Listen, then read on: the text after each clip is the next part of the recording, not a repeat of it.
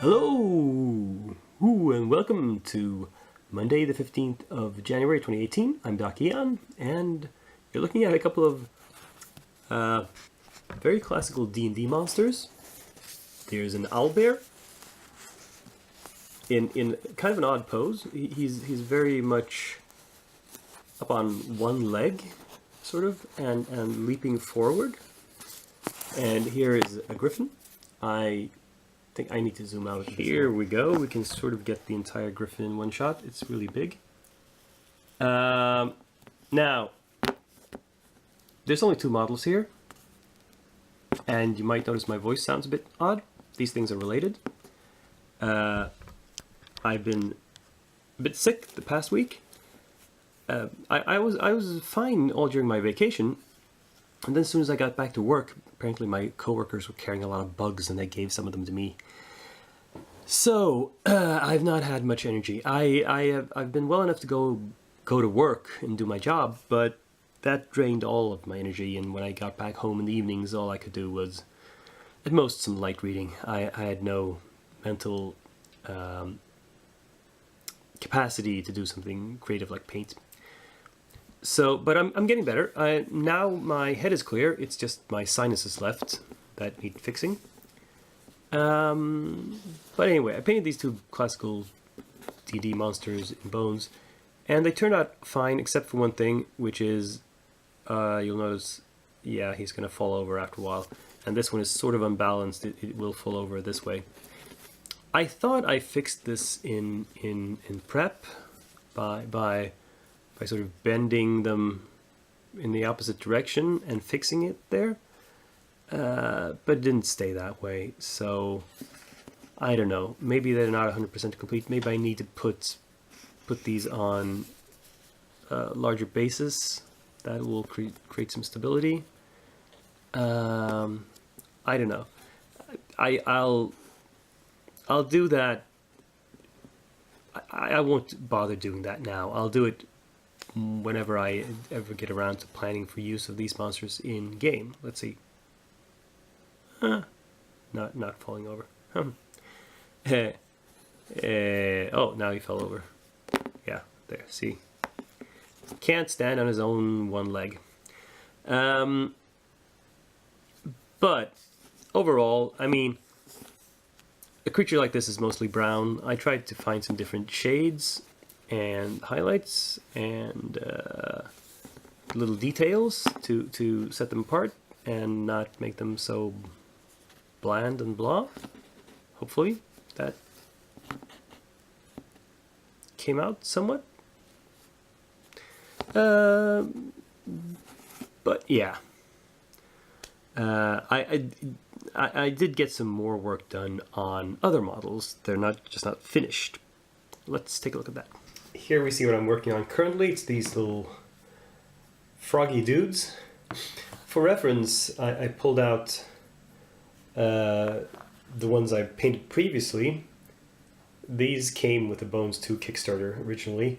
So what I did was simply buy 2 more sets of the same guys, so I could get, you know, enough of a war party to challenge the players in my campaign. Now the old ones I painted kind of drab and dull and just a few samey colors. I might go a little bit brighter on these, especially since, you know, if they're the same sculpts, then color variation is the only way to tell them apart. These Christmas themed minis are still, they're kind of getting put on the back burner because, I mean, the moment has passed a little bit.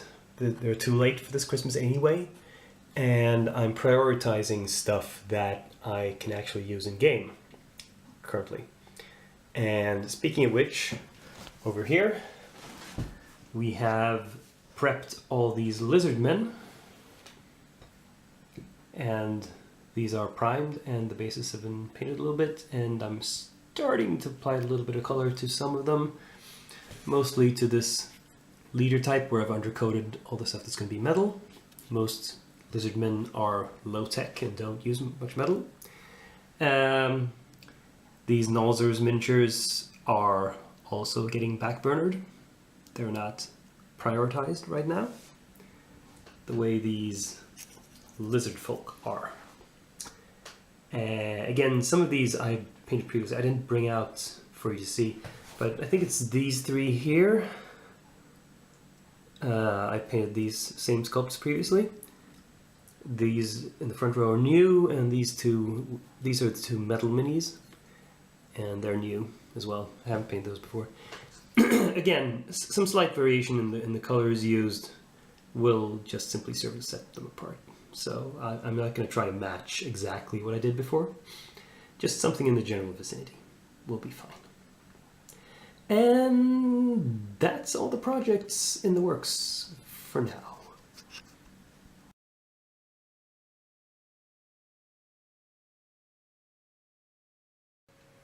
What do we have here? It's another big box of goodies from Reaper.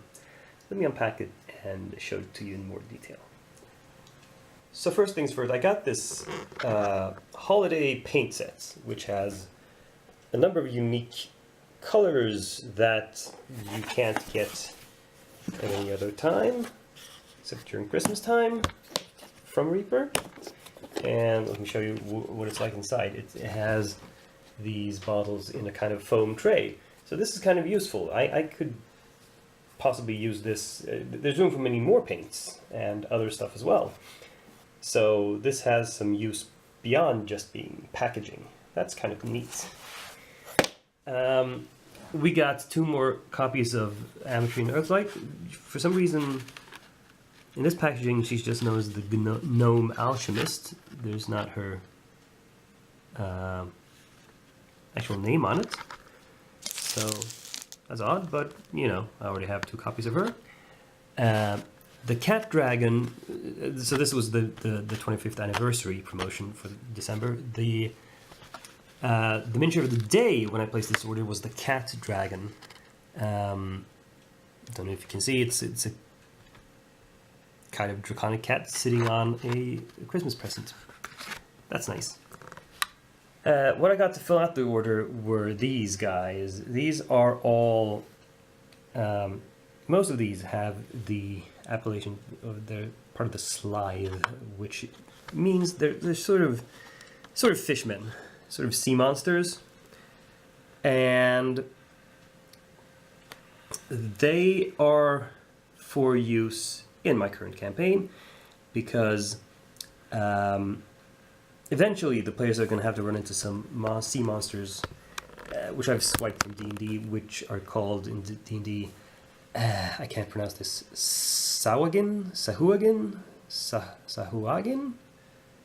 I'm not sure.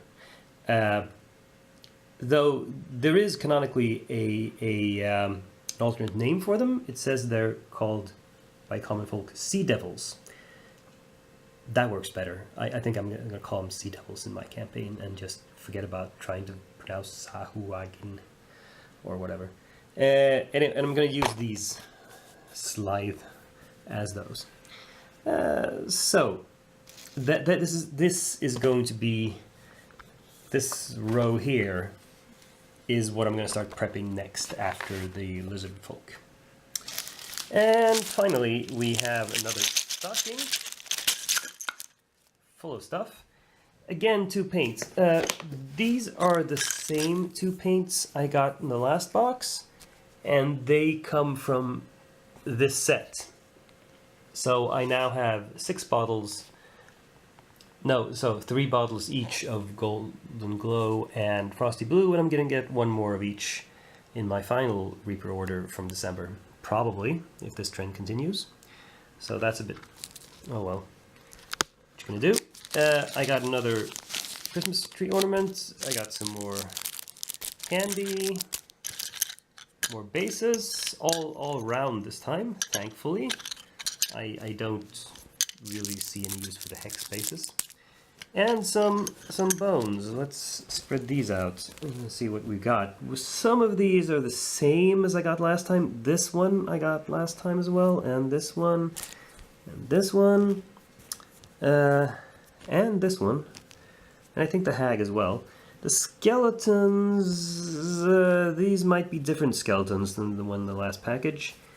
And these 2 are different. This is some sort of female magic user. Might be an elf, might be human. Hard to tell from its bones. This, I believe, is a Darrow magician or cleric. Darrow are one of the several races of evil dwarves in D&D. Yeah. So, a whole bunch of stuff.